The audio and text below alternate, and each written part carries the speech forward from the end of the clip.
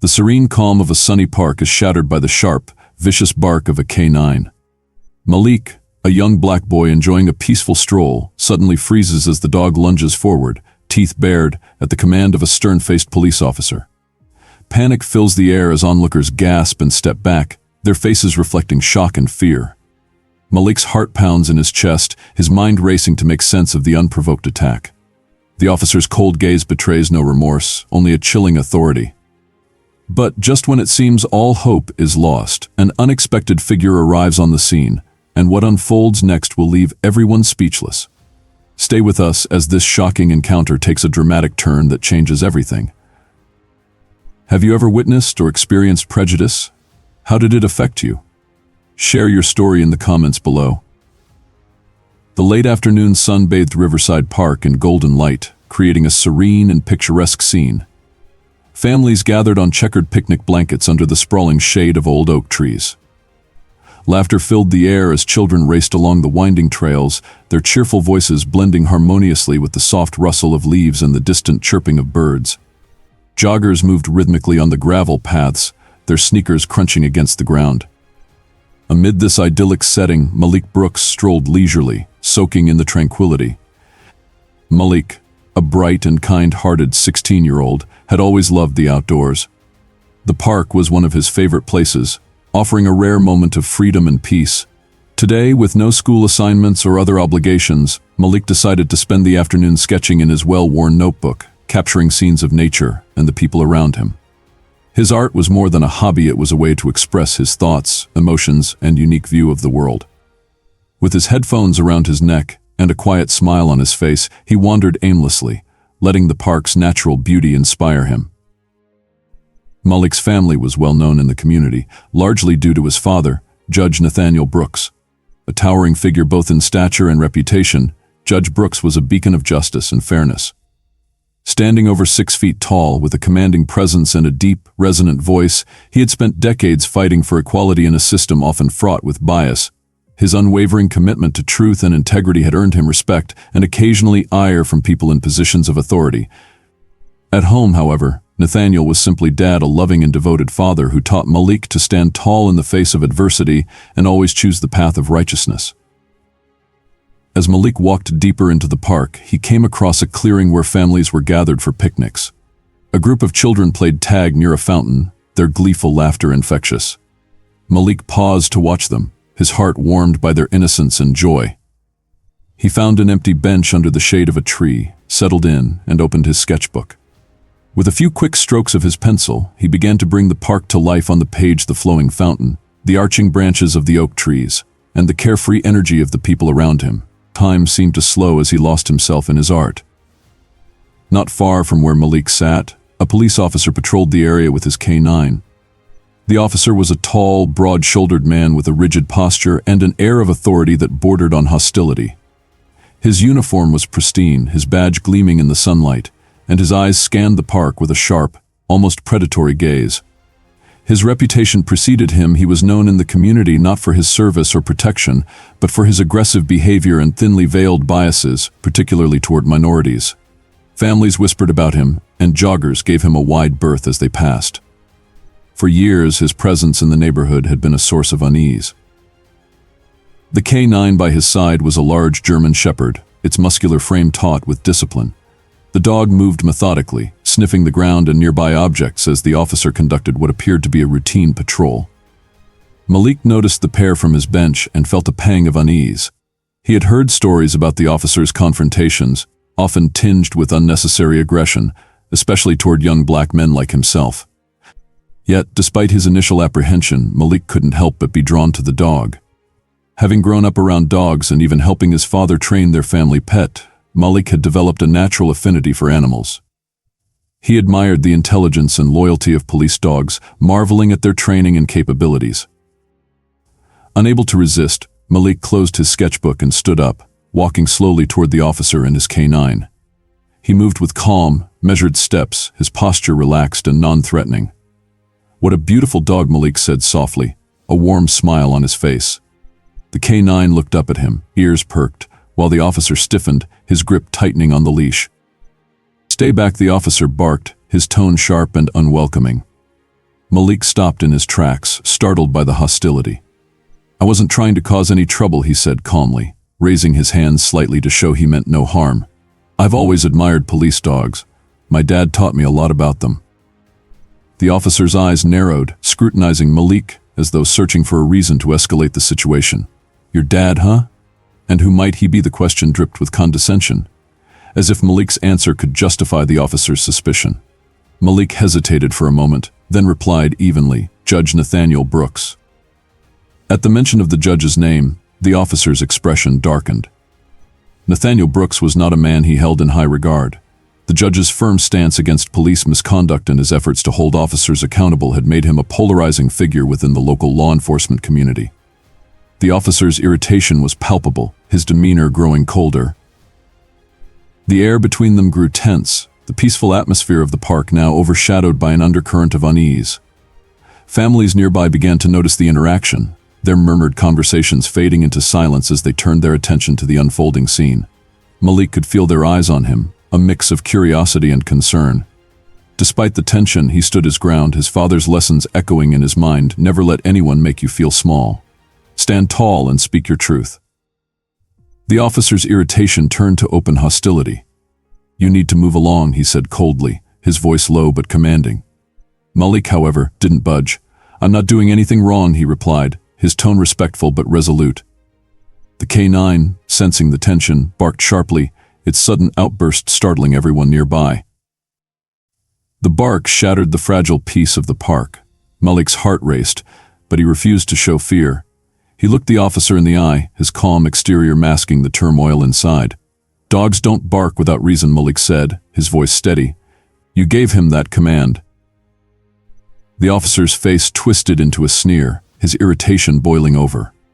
"Maybe he just doesn't like you," he said, the words laced with a cruel undertone. Malik felt the sting of the comment, a reminder of the prejudice he had faced before. But instead of backing down, he stood taller, his father's teachings fueling his resolve. As the confrontation continued, a jogger nearby discreetly pulled out her phone, recording the interaction. Others whispered among themselves, their concern growing. Malik could feel the weight of the moment, the scrutiny of the onlookers, and the officer's mounting aggression. He knew he was walking a fine line, but he also knew he couldn't let the officer's behavior go unchecked. The once serene park had transformed into a stage for confrontation, with Malik's quiet confidence clashing against the officer's authority. The tension in the air was palpable, the peaceful setting now a stark contrast to the brewing storm. And though Malik couldn't predict what would happen next, one thing was certain: he wouldn't back down. Malik strolled through the park with a sense of serenity, the kind of peace he rarely found anywhere else. The warm afternoon sun filtered through the trees, casting dappled patterns on the paved path.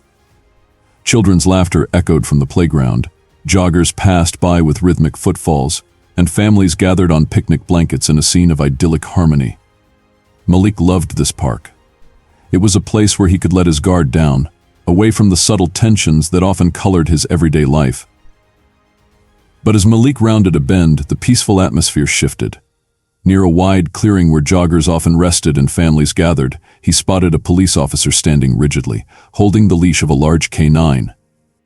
The dog, a German shepherd with an alert posture, moved methodically, sniffing the ground and the air. The officer, Malik quickly realized, was Officer Daniels, a man whose reputation preceded him. Daniels was infamous in the community for his aggressive demeanor and biased behavior, particularly toward black residents. Malik's unease rose instinctively. Though he hadn't personally crossed paths with Daniels before, he'd heard enough stories to know this man was trouble. Many in the community avoided him, preferring to steer clear of any potential confrontation. For a moment, Malik considered turning back. Yet, as his eyes fell on the K9, a flicker of curiosity took hold. Malik had always loved dogs. His father, Judge Nathaniel Brooks, had instilled in him a deep respect and understanding for animals, especially trained ones. Malik had spent years helping train their family dog, Max, and knew how to approach dogs with calmness and care. The sight of the police dog stirred an innate desire to connect. Against his better judgment, Malik decided to approach the dog. He kept his steps slow and deliberate, his posture relaxed to avoid startling either the animal or its handler. "Beautiful dog," he said softly, his voice warm and non-threatening. The dog's ears twitched, and its tail gave a faint wag, but Daniels immediately yanked the leash tighter, pulling the dog back. His sharp eyes fixed on Malik with an expression of annoyance. "What do you want?" Daniels barked, his tone hostile. Malik stopped in his tracks, taken aback by the aggression in the officer's voice. "Nothing," he said calmly. "I just wanted to say hi to the dog. I grew up training them." Daniels narrowed his eyes, his lip curling in a sneer. "This isn't some mutt in your backyard," he said. "This is a trained police dog. Stay back." Malik felt the sting of the insult but chose to remain composed. "I wasn't going to touch him," he said evenly. "Just admiring him. Dogs like this are incredible." Daniels didn't respond. Instead, he stood there, his body language radiating irritation. Malik glanced down at the dog, whose curious gaze met his own. For a moment, Malik felt a connection with the animal, but Daniels abruptly yanked the leash again, jerking the dog's head away. "You shouldn't be here," Daniels said, his tone colder now. "You're out of place." Malik froze, the words sinking in. He'd heard similar comments before, cloaked in polite tones at school or whispered in public spaces, but Daniels' words carried no pretense. The blatant hostility left him momentarily stunned. Still, Malik knew better than to react impulsively. "This park is for everyone," Malik replied, keeping his voice calm but firm. "I'm just here like everyone else." Daniels stepped closer, his stance imposing. "I don't care why you're here," he said. "I'm telling you to move along." Malik's heartbeat quickened, but he stood his ground. "I'm not doing anything wrong," he said. "Why should I leave?" Daniels' eyes narrowed, and a tense silence stretched between them. Around them, the park's activity continued, though a few passers-by had begun to notice the interaction. Their curious glances turned to concern as the tension became palpable. "You're testing my patience," Daniels said finally, his voice low and threatening. "I said leave." "And I said I have every right to be here," Malik shot back, his tone sharper now. "You can't just order me around because you don't like the way I look." Daniels' smirk faded, replaced by a cold glare. "You don't want to make this worse for yourself," he warned. Malik felt a surge of anger. "What are you going to do?" he demanded. "Set your dog on me? Abuse your power because you don't like me standing here?" The officer's face darkened, his irritation boiling over. Without another word, he gave a sharp command to the K9. The dog immediately erupted into a series of aggressive barks, its deep, resonant growls echoing through the park. Malik froze, his pulse racing as the dog strained against its leash, its teeth bared and eyes locked on him. The sudden outburst shattered the park's tranquility. Joggers stopped in their tracks, families turned to look, and a mother pulled her children closer, shielding them with her arms. A man with a phone began recording, his voice trembling as he narrated the scene. Malik stared at the dog, his mind racing. He knew enough about trained animals to recognize that this behavior wasn't spontaneous, it was deliberate, a result of the officer's command. "What are you doing?" Malik demanded, his voice rising above the noise. "There's no reason for this." Daniels shrugged, his smirk returning. "Maybe the dog doesn't like you," he said casually, the malice in his tone unmistakable. Malik's hands clenched into fists at his sides. "You made him do that," he said, his voice shaking with anger. "Dogs don't act like this unless they're told to." Daniels stepped closer, his posture menacing. "Are you calling me a liar?" he asked, his voice dripping with mockery. "I'm calling you out," Malik shot back. "You're abusing your authority, and you're using that dog to intimidate me." The crowd had grown larger now, their murmurs growing louder. Some called out in support of Malik, while others stood frozen, unsure of how to intervene. Daniel's smirk faded, replaced by a cold fury. "You need to learn your place," he said, his voice dangerously low. "And I'm going to teach you." Before Malik could respond, Daniels gave another command to the K9. This time, the dog lunged forward, its teeth sinking into Malik's leg with terrifying force. Malik screamed, the pain immediate and excruciating. He staggered backward, but the dog's grip was unrelenting. The park erupted into chaos. Mothers shielded their children, pulling them away from the horrifying scene. The man with the phone recording shouted in disbelief, his voice shaky. "Oh my God," he said. "He didn't do anything." Malik fell to the ground, his hands instinctively reaching for his injured leg. Tears streamed down his face as the pain became unbearable. "Get him off me," he screamed, his voice raw with desperation. "Please. Please." Daniel stood unmoving, his expression cold and detached. He showed no intention of stopping the attack, his satisfaction evident in the slight curve of his lips.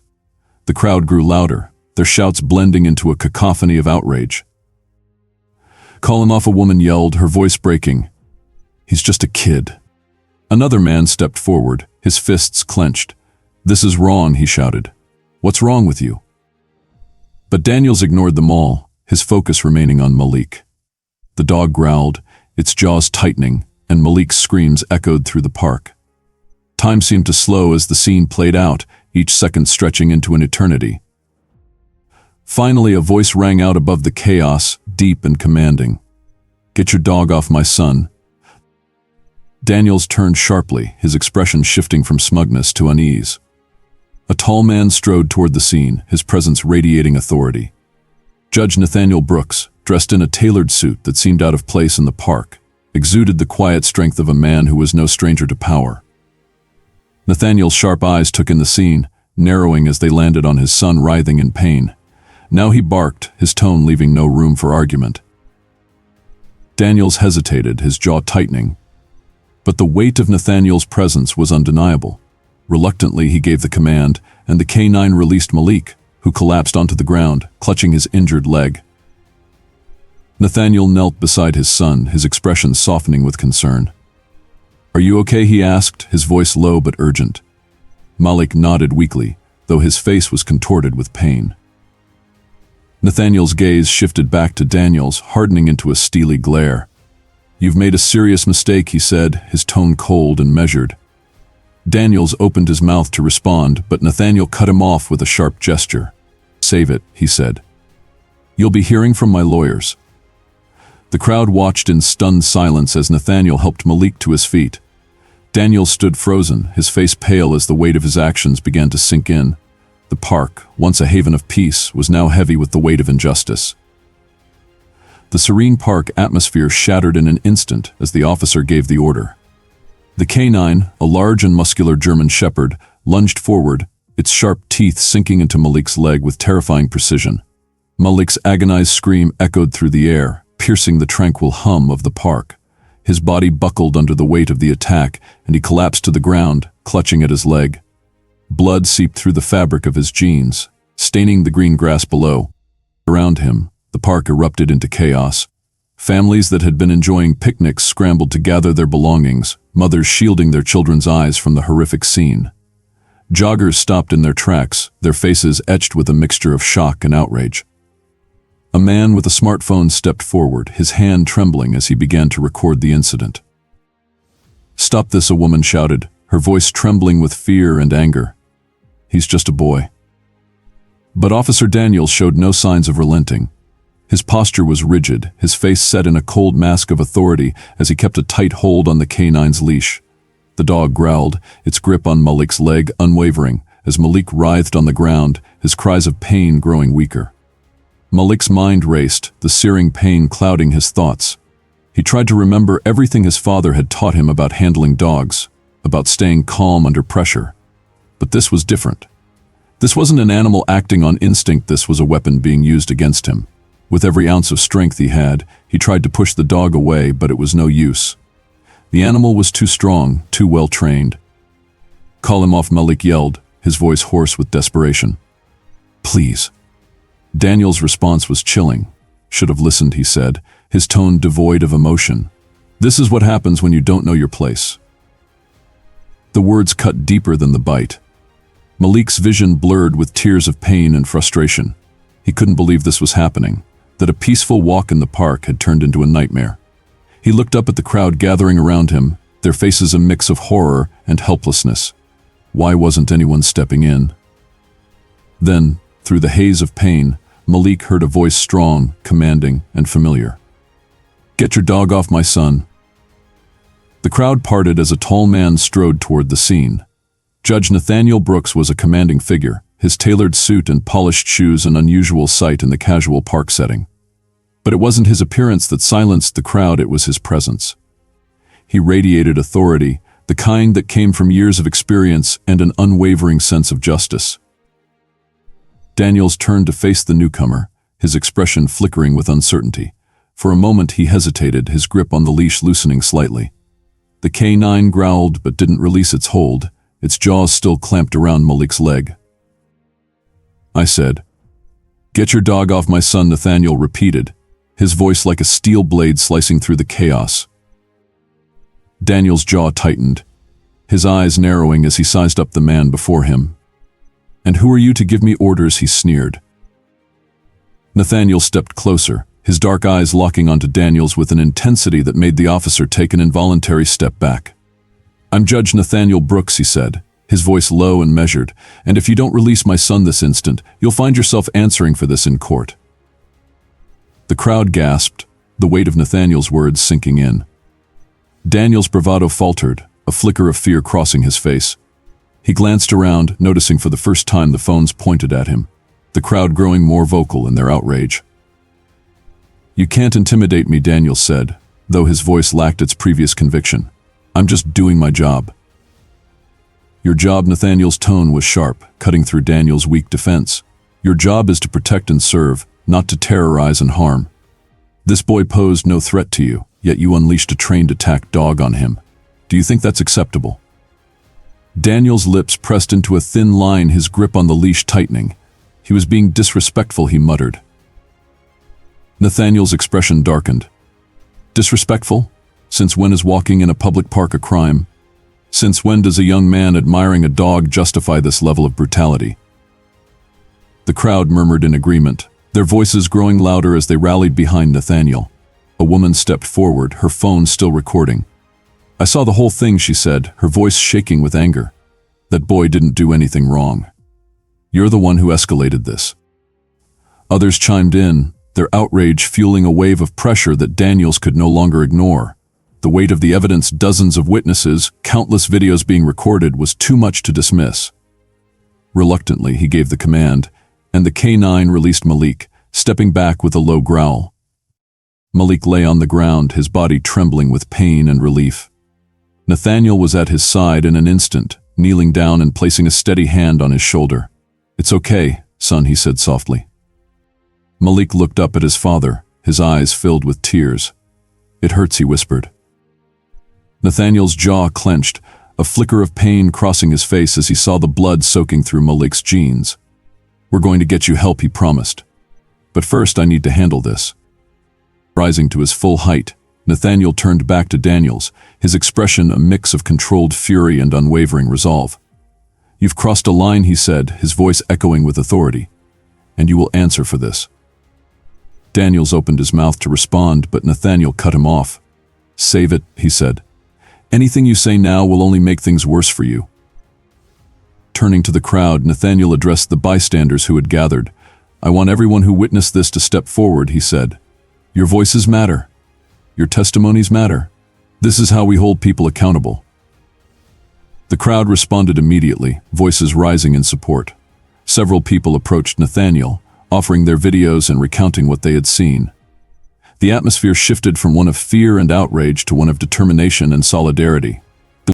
Meanwhile, Malik was helped to his feet by a kind woman who had brought a first aid kit from her picnic.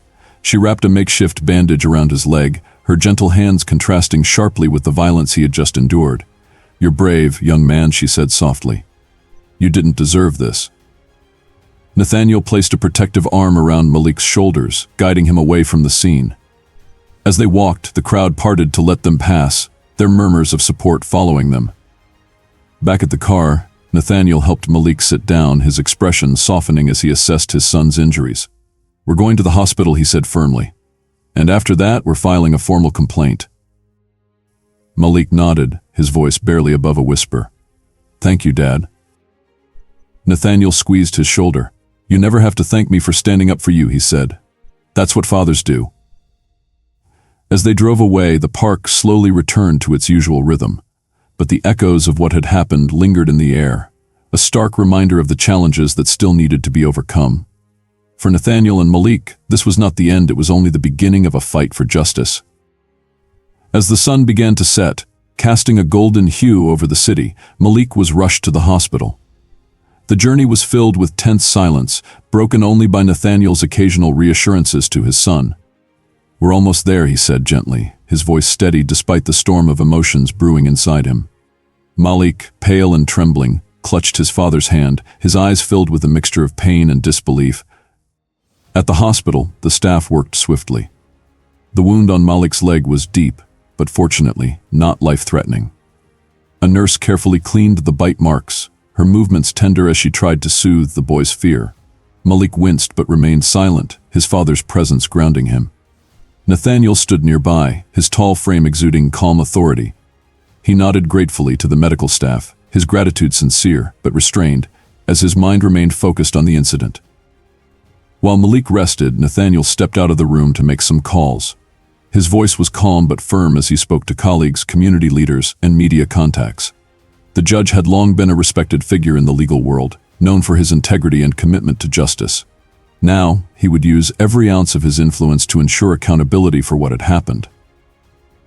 The first call was to the police chief, an old acquaintance who respected Nathaniel's fairness but knew he wouldn't tolerate any excuses. "This isn't just about my son," Nathaniel said, his tone sharp. "This is about a system that allows individuals like Officer Daniels to abuse their power. I expect a full investigation, and I'll be watching every step." The police chief, taken aback but understanding the gravity of the situation, promised swift action. Daniels was placed on administrative leave pending an inquiry, a small but necessary first step. For Nathaniel, this wasn't enough. He wanted systemic change, not just a temporary reprimand. Meanwhile, news of the incident spread rapidly. Videos captured by bystanders flooded social media, showing the horrific attack and Nathaniel's confrontation with the officer. Outrage poured in from all corners, with hashtags like Justice for Malik and End Police BS trending nationwide. The footage was both heartbreaking and galvanizing, a stark reminder of the prejudice that still existed in places where equality should have been a given. The next morning, a press conference was held outside the courthouse. Nathaniel stood before a sea of cameras and microphones, his expression somber but resolute. Beside him, Malik sat in a wheelchair, his leg bandaged and propped up. The crowd fell silent as Nathaniel began to speak. "My son Malik is one of the lucky ones," he said, his voice carrying the weight of countless untold stories. "He survived, but the trauma he endured, both physical and emotional, is something no child should ever experience. And yet, it happens far too often in our communities."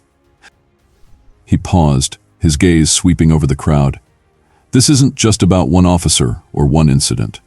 This is about a culture that allows bias and prejudice to seep into the very institutions meant to protect us. It's about ensuring that no other family has to go through what we did." The crowd erupted in applause, their support unwavering. Nathaniel continued, outlining the steps he planned to take to address systemic issues in law enforcement. His words were met with cheers, but he knew the real work was only beginning. In the weeks that followed, the incident sparked a wave of action. Protests filled the streets, peaceful but powerful, as people of all backgrounds came together to demand change. Community leaders organized forums to discuss policing practices and ways to rebuild trust. Nathaniel attended every meeting, his presence a reminder of the stakes involved. For Malik, recovery was both physical and emotional.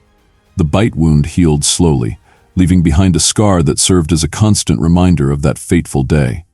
But the psychological scars were deeper. At night, he often woke up sweating, the memory of the K-9's attack replaying in his mind like a nightmare he couldn't escape. Nathaniel noticed the change in his son. Malik, once vibrant and carefree, had become more withdrawn, but he refused to let his son carry the burden alone. Sitting beside Malik one evening, Nathaniel spoke with a tenderness that only a father could offer. "Son," he began, "what happened to you was unfair. It was cruel. But you're stronger than this moment. And you have a voice, a powerful one.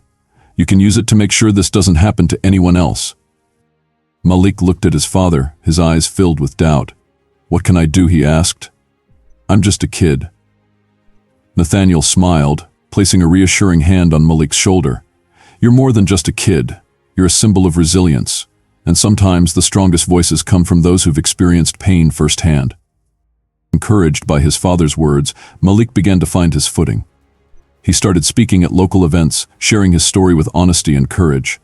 His words resonated deeply, inspiring others to confront their own biases and advocate for change. What had begun as a personal tragedy evolved into a movement, with Malik at its heart. The community's response was overwhelming. Letters of support poured in, and offers to collaborate on initiatives against prejudice flooded their inbox. Malik's story was featured in national news outlets, bringing attention to the broader issues of systemic bias and police misconduct. For Malik, the spotlight was uncomfortable at first, but he quickly realized the importance of his platform. One particularly poignant moment came during a school assembly, where Malik addressed his peers. Standing on crutches but with his head held high, he spoke about the importance of empathy and understanding.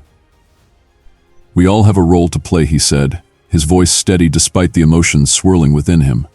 "Whether it's standing up for someone being mistreated or questioning our own assumptions, change starts with us, and it starts now." The room erupted in applause, and Malik felt a surge of pride. For the first time since the incident, he saw himself not as a victim, but as a catalyst for something greater. Meanwhile, the investigation into Officer Daniels gained momentum. Evidence of his past misconduct surfaced, painting a damning picture of a pattern of abuse. Testimonies from community members who had previously been too afraid to speak out added to the case against him. Nathaniel worked tirelessly to ensure that justice was served, not just for Malik, but for everyone who had suffered in silence. When the day of the disciplinary hearing arrived, the courtroom was packed. Nathaniel and Malik sat side by side, their presence a powerful reminder of the stakes involved. Daniels, now stripped of his badge, faced a panel of officials who reviewed the evidence with unflinching scrutiny. In the end, the decision was clear. Daniels was found guilty of misconduct and dismissed from the force. The verdict sent a strong message: accountability was no longer optional. For Malik and Nathaniel, the ruling was a victory, but it wasn't the end of their journey. They continued to advocate for reform, pushing for policies that emphasized de-escalation training and community engagement. Their efforts led to tangible changes, including the implementation of body cameras for all officers in their district and the establishment of a civilian oversight board. As the months passed, the scars of that day began to fade, not completely, but enough to allow for healing. Malik rediscovered his love for the outdoors, often visiting the park with friends or family. Each step he took felt like a reclaiming of his space, a reminder that he would not be defined by fear. For Nathaniel, the experience reaffirmed his belief in the power of resilience and unity. Watching his son grow into a confident young man, he felt a deep sense of pride. Together, they had turned a moment of injustice into a catalyst for change, proving that even in the face of adversity, hope could prevail. As they stood together in the park one sunny afternoon, watching children play and families laugh, Malik turned to his father and said, "Thank you for believing in me." Nathaniel smiled, his gaze warm. "Always, son," he replied. "Always." As the story unfolds, Malik's encounter with the officer provides a moment to pause and ask the audience, what would you have done if you were in Malik's place? Would you have stayed calm or reacted differently? Let us know in the comments. During the climactic moment when the K-9 attacks Malik and Judge Nathaniel arrives to confront the officer, viewers are invited to reflect. How do you think Malik's father will handle the situation? Share your predictions below. In the resolution, as Malik finds his voice and becomes a catalyst for change, viewers are prompted to consider their own experiences. Have you or someone you know ever faced prejudice or injustice? How did you or they overcome it? Share your story, it might inspire others. To close the video with a call to action, tie the narrative to the audience's broader role in fostering change. This story reminds us of the importance of standing up against injustice and using our voices for change. What do you think needs to happen to prevent situations like this? Share your ideas in the comments. If this story moved you, don't forget to like, comment, and share it with others who need to hear it. Subscribe for more powerful tales of resilience and justice. Together we can make a difference.